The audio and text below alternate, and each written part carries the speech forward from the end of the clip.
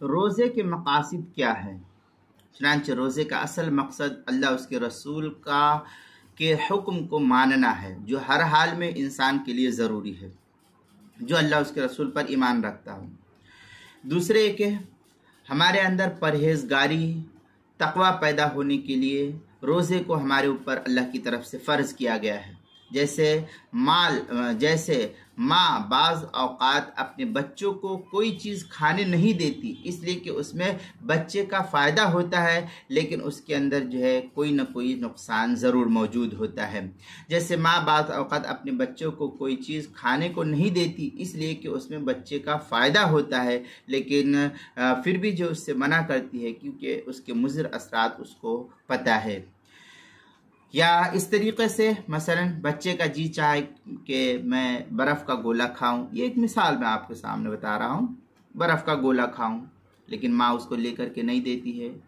Ice cream खाऊं, माँ उसको लेकर के नहीं देती है, बाप उसको लेकर के नहीं देता है। उस माँ को बच्चे के साथ कोई दुश्मनी तो नहीं है कि बच्चा मांग रहा नहीं दिया जा रहा, लेकिन माँ बच्चे को महरूम नहीं रखना चाहती है, माँ बच्चे को रुलाना पसंद भी नहीं करना चाहती है। इसमें बच्चे का अपना फ़ायदा होता है, इसलिए माँ जो है इससे रोकती है।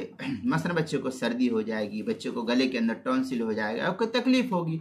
बिल्कुल इसी तरह अल्लाह ताला ने ईमानदारों को हुक्म दिया है कि रोज़े रखे, इसमें रोज़ेदार ही का फ़ायदा है और हम इसको समझते नहीं हैं।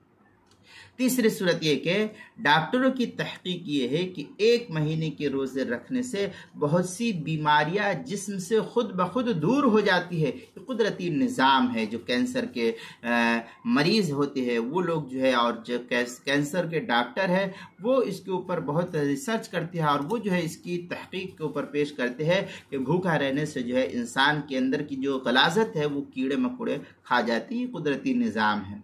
आजकल यूरोप वगैरह में कैंसर जैसी मुसीब बीमारियों के इलाज के लिए डॉक्टरों ने रोज़ों यानी फाकों के अस्पताल खोले हैं ताकि जो है इसके ज़रिए से मरीज़ों का इलाज किया जाए। और बेशुमार मरीज़ जो है कैंसरों के रोज़ा रखने के ज़रिए से इफ़ाक़ा महसूस करते हैं। चनांचे तफसीली बहस जो है रोज़े के मसाइल का इंसाइक्लोपीडिया, उसके सफ़ा 109 हरूफ तहजी रा उन्वान है रोज़ों के मकासिद, इसके तहत जो है इसको नकल किया गया, वहाँ देखा जा सकता है।